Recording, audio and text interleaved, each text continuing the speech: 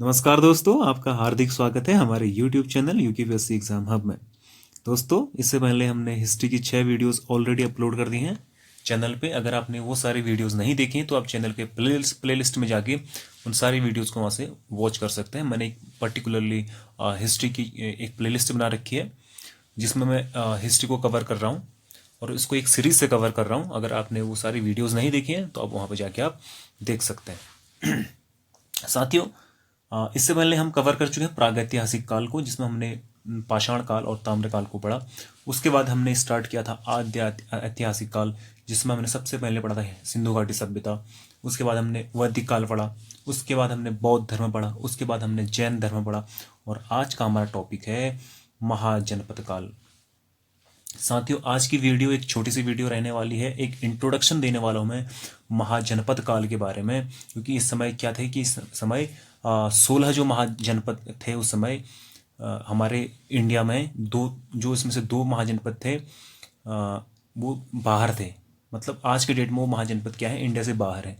जो कि जो 14वीं महाजनपद उस समय के थे वो आज भी हमारे इंडिया में स्थित है। तो साथियों, आज मैं महाजनपद के बारे में आपको बताने वाला हूँ। और अभी तक आपने चैनल को सब्सक्राइब नहीं किया है तो चैनल को सब्सक्राइब कर लें और बेल आइकन को आप प्रेस कर लें, ताकि आने वाली वीडियोस की नोटिफिकेशन आपको तुरंत मिल जाए। ठीक, चलिए स्टार्ट करते हैं महाजनपद काल के बारे में।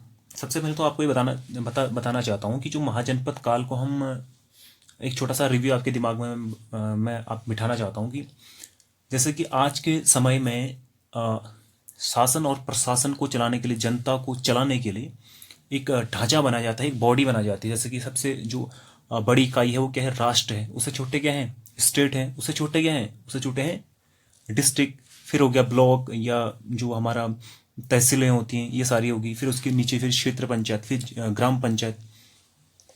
तो मतलब एक छोटे छोटे मतलब बॉडी बने हुए हैं उस टाइम पे, यानी कि उस काल में। अब उस टाइम क्या थे, महाजनपद काल थे। लेकिन आज तो लोकतंत्र है। आज का जो स्वरूप है वो पूरा, आज का जो परिदृश्य है वो एक तरह से पूरा चेंज हो गया। लेकिन उस समय क्या थे साथियों, पूरे हमारे भारत में महाजनपद काल थे, जिसमें से हम आगे पढ़ने वाले हैं। और जिसमें से जो 14 महाजनपद हैं वो आज हमारे भारत में स्थित हैं, जबकि जो 2 महाजनपद हैं वो अलग से, वो कहाँ हैं, भारत से बाहर हैं। यानी कि एक पाकिस्तान में शायद, और एक वहाँ अफगानिस्तान में है। ठीक, थोड़ा बहुत इसमें नज़र मार लेते हैं कि 6ठी शताब्दी ईसा पूर्व से पूर्वी उत्तर प्रदेश और पश्चिमी बिहार में लोहे का व्यापक प्रयोग होने से बड़े बड़े प्रादेशिक या जनपद निर्माण के लिए उपयुक्त परिस्थितियां बन गई थी। साथियों, क्या हुआ, उत्तर वैदिक काल में क्या हुई थी, लोहे की जब खोज हुई तो क्या हुआ कि उस समय सामाजिक और आर्थिक परिवर्तन तेजी से आने लगे। क्यों आने लगे, क्योंकि लोहे की खोज हो गई थी। और क्या हुआ कि मतलब एक जनपद निर्माण के लिए उपयुक्त परिस्थितियां भी बन गई। अब जनपद फिर बनने लगे, क्योंकि विकास हो गया था ना काफ़ी। उत्तर वैदिक काल के बाद तो मतलब विकास हो गया था। सिंधु घाटी सभ्यता के बाद तो फिर उत्तर वैदिक काल की शुरुआत हुई ना। तो उस समय क्या हो गया, लोहे की भी खोज हो गई थी, जबकि सिंधु घाटी सभ्यता में लोहे की खोज नहीं हुई थी। इसको आप याद रखना, लोहे की खोज हुई उत्तर वैदिक काल में। जो हमने वैदिक काल पढ़ा था ना, उसमें हमने पहला जो भाग पढ़ा वो ऋग्वैदिक काल पढ़ा था, जो 1500 ईसा पूर्व से 1000 ईसा पूर्व तक का काल था। उसके बाद हमने पढ़ा उत्तर वैदिक काल, जो 1000 ईसा पूर्व से लेके 600 ईसा पूर्व तक था। ठीक, यानी कि 6ठी शताब्दी ईसा पूर्व से कर रहे हैं ना। उस समय क्या हुआ, मतलब लोहे की खोज होगी। अभी समझ के चलिए। और मतलब एक जनपद निर्माण के लिए क्या होगी, एक उपयुक्त परिस्थितियां बन गई थी उस समय। ठीक, आप नीचे देख सकते हैं चित्र में, यहाँ पे लोहे की खोज हो गई थी। ठीक है साथियों, आगे देखते हैं। लोहे के हथियारों के कारण योद्धा वर्ग में महत्वपूर्ण भूमिका निभाई। अब देखो, लोहे की खोज होगी, जो उस समय के योद्धा होंगे उस समय के, उनके लिए भी लोहा बहुत ही मतलब कहना चाहिए कि महत्वपूर्ण साबित हुआ। युद्ध में लड़ने के लिए हो गया, कई सारे औजारों में लोहा तो हर जगह आजकल प्रयोग होता है ना। आज के डेट में आप देख लीजिए, लोहा इतना प्रयोग होता है। तो मतलब युद्ध जो थे उनके लिए मतलब लोहा बहुत ज़्यादा हथियारों के लिए महत्वपूर्ण भूमिका निभाई थी लोहे की खोज ने। ठीक, अब क्या हुआ कि खेती के नए औजारों और उपकरणों से किसान अपनी आवश्यकता से अधिक अनाज पैदा करने लगे। ये सारी चीज़ें देखना। और राजा अब क्या करते थे, अपने सैनिक और प्रशासनिक प्रयोजनों के लिए अतिरिक्त अनाज को एकत्रित करवा सकता था। लोगों की जो प्रबल निष्ठा जो अपने जन या कबीले के प्रति थी वह अब अपने जनपद या महाजनपद के प्रति होगी। क्योंकि देखो पहले क्या थे, कबीले हुआ करते थे, छोटे छोटे कबीले यानी कि गांव जैसे ना। अब कई सारे कबीले मिलकर एक ग्राम बनाते थे, कई सारे ग्राम मिलकर एक जन बनाते थे, और कई सारे जन से मिलकर एक जनपद का निर्माण होता था। और बहुत सारे ऐसे जनपद मिलकर क्या बनता था, महाजनपद बनता था। उसी प्रकार आज के डेट में आप देख लीजिए क्या होता है कि गांव से मिलकर क्या बनता है, क्षेत्र, क्षेत्र से मिलकर फिर एक जिला, ब्लॉक, इस मतलब ब्लॉक, फिर जिला, फिर स्टेट, फिर क्या है देश बनता है ना। फिर कई सारे देशों से मिलकर महाद्वीप बनते हैं, और सभी महाद्वीप मिलकर फिर तो अर्थ में मतलब फिर तो बहुत ही आगे को हम इसको देखेंगे नहीं, लेकिन आप समझ गए होंगे मैं क्या कहना चाह रहा हूँ, ठीक है नहीं। मतलब सबसे जो छोटी इकाई थी उस समय वो कबीला था, उसको क्या कहा जाता था, कबीला कहा जाता था महाजनपद काल में, याद रखना। उसके बाद ग्राम कहा जाता था, जो कबीले से बड़ा होता था, उससे ग्राम के बाद जो बड़ा था उसको जन कहते थे, और जन से बड़ा जो होता था वो जनपद होता था, और जनपद से जो सबसे बड़ा होता था उसे महाजनपद कहा जाता था। जैसे कि हम आज कहते हैं देश, तो उस समय महाजनपद कहा जाता था, ठीक है। आगे देखते हैं। उस समय के साहित्यिक स्रोतों से हमें कुल 16 महाजनपदों के बारे में जानकारी मिलती है। तो साथियों हमें कैसे पता चला कि उस समय 16 महाजनपद थे? तो कुछ साहित्यिक स्रोत हमारे पास हैं, जैसे कि बौद्ध ग्रंथ में जो एक अंगुत्तर निकाय है, एक ग्रंथ है अंगुत्तर निकाय, इससे पता चला है हम कि उस समय 16 महाजनपद थे। इसमें लिखा है, जो बौद्ध धर्म का अंगुत्तर निकाय एक ग्रंथ है, इसमें लिखा है कि उस समय क्या है कि 16 महाजनपद हुआ करते थे। दूसरा है जैन धर्म में भी इसका प्रमाण देखने को मिलता है। जैन धर्म का जो भगवती सूत्र है इसमें भी लिखा गया है कि उस समय 16 महाजनपद हुआ करते थे। अब देख लेते हैं कि वर्तमान में 16 महाजनपदों की स्थिति क्या है। आज के समय में जो उस समय के 16 महाजनपद थे उनकी स्थिति क्या है, ठीक है। सबसे पहले देखते हैं उत्तर प्रदेश। सबसे ज्यादा जो महाजनपद थे साथियों, याद रखना, वो उत्तर प्रदेश में थे। कितने थे? 8 क्या थे, महाजनपद थे। उसके बाद बिहार में 3 महाजनपद थे, राजस्थान में 1 महाजनपद, मध्य प्रदेश में 1 महाजनपद, दक्षिण भारत में 1 महाजनपद, भारत से बाहर 2 महाजनपद थे, जो एक पाकिस्तान में था और दूसरा अफगानिस्तान में था। गांधार की जो इलाका है, अभी आगे हम पढ़ेंगे उसके बारे में, ठीक। तो मतलब ये काफ़ी इंपॉर्टेंट है एग्जाम की दृष्टि से, क्योंकि उत्तर प्रदेश वाले जो होंगे वो देखेंगे कि हम उनके यहाँ की मतलब 8 महाजनपद अभी भी वहाँ पर उनकी स्थिति है। मतलब उस समय के जो थे, जो बांटा गया था, मतलब उत्तर प्रदेश में आते हैं 8 महाजनपद जो उस समय हुआ करते थे। उनमें से 8 तो उत्तर प्रदेश में आते हैं, बिहार में भी आज के डेट में 3 महाजनपद आते हैं उस समय के, राजस्थान, मध्य प्रदेश और दक्षिण भारत में 1 महाजनपद आता है, ठीक। तो इनमें से हम सभी को एक एक करके पढ़ेंगे। सबसे पहले हम बिहार को देखेंगे, बिहार के 3 महाजनपद देखेंगे, उत्तर प्रदेश के देखेंगे, फिर राजस्थान के, मध्य प्रदेश के देखेंगे, फिर दक्षिण भारत यानी कि साउथ इंडिया में सिर्फ 1 ही महाजनपद है। ये तो सब उत्तर भारत के है ना, मध्य प्रदेश हो गया, राजस्थान हो गया, बिहार, उत्तर प्रदेश, ये सब क्या है, उत्तर भारत के हैं सब, ये एरिया पूरा उत्तर भारत का है। लेकिन दक्षिण भारत में सिर्फ 1 ही महाजनपद था, ठीक। और भारत से बाहर 2 महाजनपद थे, जो आज के डेट में भारत से बाहर है। उस समय तो मतलब पाकिस्तान भारत तो एक ही था ना, उस समय क्या थे, ये सब भारत में ही थे। और उस समय टोटल जो महाजनपदों की संख्या थी वो कितनी थी, 16 महाजनपदों की क्या थी, संख्या थी बच्चों, ठीक। आगे देखते हैं। ये सारी चीजें हमने आगे पढ़ना है एक एक करके इनको। ये 16 महाजनपद हैं, जैसे गांधार, कंबोज, मत्स्य हो गया, कुरु या कुरुक्षेत्र इसको कहा जाता है, जो महाभारत का कुरुक्षेत्र है ना, वो यही वाला है, कुरु वाला। आगे पढ़ेंगे इसके बारे में। सूरसेन है, कौशल है, पांचाल है ना, चेदी है, वत्स है, काशी है, मल्ल है, अस्मक है, अवंती है, वज्जी है, अंग है, मगध है। ये 16 महाजनपद उस समय हुआ करते थे, और इनकी राजधानी और क्षेत्र इसमें दिया गया है, आज के मतलब जहाँ पर ये स्थित है, ठीक। आगे देखते हैं। सबसे पहले देखता हूं मगध महाजनपद के बारे में। मगध जो महाजनपद था, इसकी राजधानी थी गिरिव्रज और आज के डेट में इसको कहा जाता है राजगृह, ठीक। और यह आधुनिक स्थान इसका कहाँ है, पटना गया वाला जो इलाका है बिहार का, वहाँ पर क्या है, इसकी स्थिति है आज की डेट में, आधुनिक स्थान है, ठीक है। मगध है पहला और इसकी राजधानी है गिरिवीर ब्रिज, और इसका जो वर्तमान नाम है वो है, मतलब बाद का जो इसका नाम पड़ा वो क्या पड़ा, राजगृह, ठीक। दूसरा जो है अंग महाजनपद, इसकी राजधानी थी चंपा। और याद रखना ये जो अंग महाजनपद है साथियों, ये सबसे शक्तिशाली महाजनपद था। जैसे कि आज हमारा पूरे देश का जो मेन सेंटर है वो कहाँ है, दिल्ली में है, संसद सारी वहीं है, वहीं पर है ना, राष्ट्रपति भवन वहीं पर है, लोकसभा राज्यसभा सब वहीं पर है दिल्ली में ना, एक मेन सेंटर ना दिल्ली।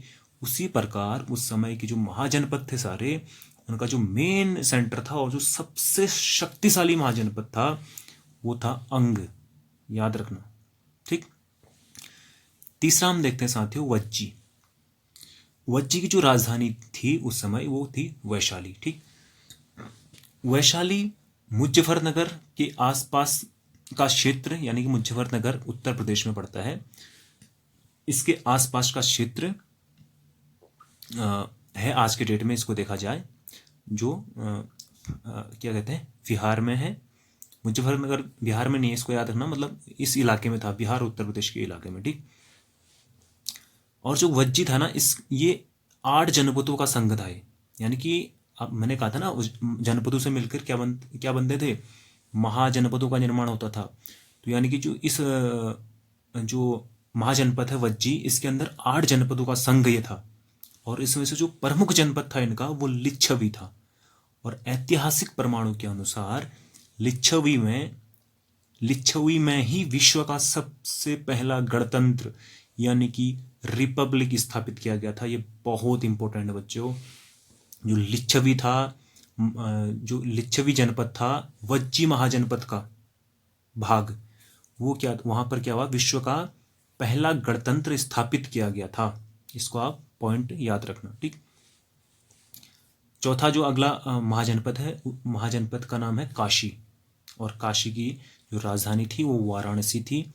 और यह कहाँ स्थित है, यह वाराणसी के आसपास आज का यूपी का इलाका है, ठीक। पहले तो हमने 3 क्या देखा ऊपर के, बिहार वाले देख लिए, मैंने आपको बताया था पहले बिहार में कितने हैं, 3 महाजनपद स्थित हैं, मगध, अंग और वज्जी, ठीक है। ये क्या है, बिहार वाले हमने कवर कर लिए। अब हम यहाँ से काशी से यूपी वाले करेंगे। यूपी वाले कितने महाजनपद हैं, 8 महाजनपद हैं। पहले तो काशी हो गया, इसकी जो राजधानी थी वो वाराणसी थी। और आज के डेट में जो इसका आधुनिक स्थान है वो वाराणसी के आसपास यानी कि यूपी में ये पड़ता है, ठीक। अगला जो है यूपी का वो वत्स है। इसकी जो राजधानी थी उस समय वो कौशंबी थी, कौसंबी। और ये कहाँ आज के डेट में आधुनिक स्थान इसका क्या है, इसका आधुनिक स्थान है प्रयागराज के पास, ठीक है। प्रयागराज के पास आसपास का जो एरिया था, यहाँ पर पहले क्या था, मतलब ये कौशंबी मतलब इसकी राजधानी थी, ठीक। अगला है कौशल। इसकी राजधानी हुआ करती श्रावस्ती और अयोध्या के पास यह यूपी में स्थित है आज की डेट में। अगला देखते हैं मल्ल। इसकी जो राजधानी थी वो कुशीनगर थी। साथियों आपने जैन धर्म में हमने पढ़ा था ना कि जो गौतम बुद्ध का जहाँ पर मृत्यु हुई थी, कहाँ पर हुई थी, कुशीनगर में हुई थी गौतम बुद्ध की मृत्यु। और गौतम बुद्ध की मृत्यु को जैन धर्म में क्या कहा गया है, गौतम बुद्ध की मृत्यु को जैन धर्म में महापरिनिर्वाण कहा गया है, याद रखना।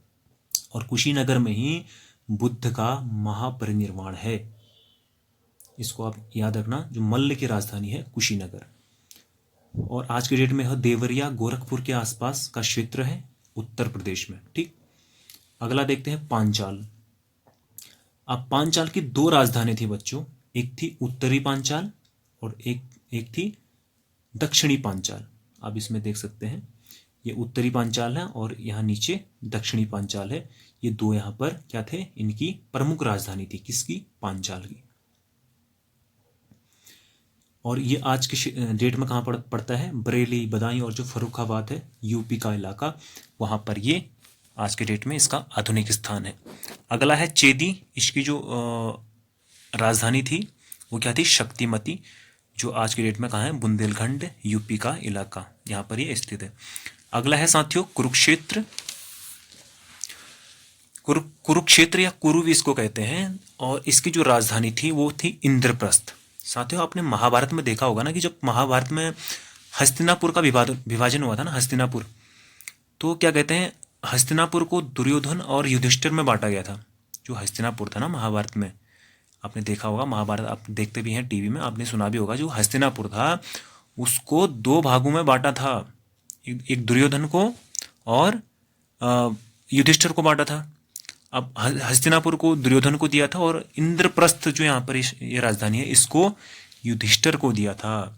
याद रखना, हस्तिनापुर को दुर्योधन को दिया था, जबकि जो इसकी यहाँ पर आपको राजधानी दिख रही ना, इसको युधिष्ठिर को दिया था। अब बाद में क्या हुआ, उनके बीच चौसर हुआ। चौसर मतलब युद्ध, जुआ हुआ, जुआ किसके बीच, दुर्योधन और युधिष्ठिर के बीच जुआ खेला गया।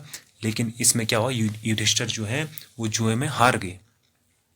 जब हार गए तो क्या हुआ, युधिष्ठिर को 12 वर्ष का क्या हुआ, वनवास हुआ, और 1 वर्ष का अज्ञातवास हुआ था। मतलब केवल 13 वर्ष का उनको मतलब वो हुआ था। 12 वर्ष तो क्या हो गया, वनवास हो गया, और 1 वर्ष का अज्ञातवास हुआ। क्यों हुआ, क्योंकि वो जुए में हार गए थे। फिर क्या हुआ, परंतु जब वो मतलब बाद में लौटे, जब युधिष्ठिर ये सब काट के 12 वर्ष का वनवास काट के 1 वर्ष का अज्ञातवास काट के जब वापस लौटे, तो उन्होंने जब दुर्योधन से कहा कि इंद्रप्रस्थ को मुझे दे दो, क्योंकि मेरा वो था, है ना, ये जो था ये मेरा वो इलाका था। तब दुर्योधन ने इसको क्या कहते हैं, इंद्रप्रस्थ को युधिष्ठिर को देने से इनकार कर दिया। और तभी कहा जाता है कि दुर्योधन और युधिष्ठिर के बीच क्या हुआ, युद्ध हो गया। और वो कहाँ पर हुआ था साथियों, वो हुआ था कुरुक्षेत्र में। आपने महाभारत में देखा ना, कुरुक्षेत्र कहा जाता है, तो यहीं पर तो हुआ था कुरुक्षेत्र में। तो इंद्रप्रस्थ तो कोई ऐसे याद रखो, क्योंकि किसका वो था, किसको दिया था ये इंद्रप्रस्थ वाला इलाका, युधिष्ठिर को। और उसको किसको दिया था, हस्तिनापुर को, वो दुर्योधन को। बाद में वो जुआ हार गया, और 13 वर्ष के बाद जब वापस लौटे, जब उन्होंने इंद्रप्रस्थ को मांगा, दुर्योधन ने नहीं दिया, और लड़ाई कहाँ पर हो गई, कुरुक्षेत्र में युद्ध हो गया। ठीक, इसको ऐसे याद रखिए। और कुरुक्षेत्र कहाँ पर पड़ता था उस समय, जो इंद्रप्रस्थ था वो कहाँ पर, आज की इस स्थिति क्या है इसकी, मेरठ, दिल्ली, हरियाणा, इस सब ये पूरे इलाके में ये मतलब ये स्थान फैला हुआ था। और महाभारत में ये चर्चित है, इसको आप याद रखना। अगला है सूरसेन, और इसकी जो राजधानी थी वो मथुरा थी, और आज की डेट में मथुरा यूपी में स्थित है। अगला देखते हैं अवंती। दोस्तों अवंती की भी 2 राजधानियां थी, एक दक्षिणी अवंती महिष्मती, आपने बाहुबली मूवी में देखा होगा, महिष्मती नाम सुना है, और दूसरी जो इसकी राजधानी थी वो उत्तरी अवंती थी। और आज के क्षेत्र में ये कहाँ पर पड़ता है, ये मध्य प्रदेश वाला मैंने बताया था ना, एक है मध्य प्रदेश में करके एक महाजनपद, वो यही है अवंती वाला। और ये आज के डेट में पड़ता है मालवा क्षेत्र, मध्य प्रदेश के, ठीक, वहाँ पर ये आज की डेट में ये स्थान पड़ता है। अगला है मत्स्य, और इसकी जो राजधानी थी वो विराटनगर थी, और आज की डेट में ये पड़ता है जयपुर, अलवर और राजस्थान वाले क्षेत्र में इसका आधुनिक स्थान है। ठीक, अगला जो है अस्मक, इसकी जो राजधानी थी वो पोतन या पोटली, इसकी जो राजधानी थी वो क्या थी, पोतन या पोटली इसकी राजधानी थी। और आज के क्षेत्र में कहाँ पर पड़ता है, गोदावरी नदी के क्षेत्र में पड़ता है, दक्षिण भारत का एकमात्र जनपद था ये। मैंने अभी कहा ना आपको, दक्षिण भारत में एक महाजनपद है, वो यही है, कौन सा वाला, अस्मक वाला। जो अगला है और अंतिम है वो है गांधार, और इसकी जो राजधानी थी वो क्या थी, तक्षशिला। आपने जो समय के गांधार नरेश थे शकुनी, उसकी राजधानी हुआ करती थी तक्षशिला। उस समय जो गांधार नरेश थे उसका नाम था शकुनी, उसकी जो राजधानी थी वो तक्षशिला थी। और उस समय मतलब शिक्षा के 2 प्रमुख केंद्र हुआ करते थे, एक तो नालंदा और ये वाला है तक्षशिला। ठीक, और आज की डेट में ये कहाँ पर फैला हुआ है, आज की डेट में ये उत्तर पश्चिमी पाकिस्तान और अफगानिस्तान के क्षेत्र में ये फैला हुआ है। तो साथियों आज यहीं पर इस वीडियो की समाप्ति करते हैं। अगर आपको वीडियो पसंद आती है, अगर आपको हमारी सीरीज़ पसंद आती है, तो प्लीज़ वीडियो को लाइक कर देना, शेयर कर देना और सब्सक्राइब जरूर कर देना। और फिर मिलते हैं जल्दी ही नेक्स्ट वीडियो में। तब तक के लिए अपना ख्याल रखिए। धन्यवाद।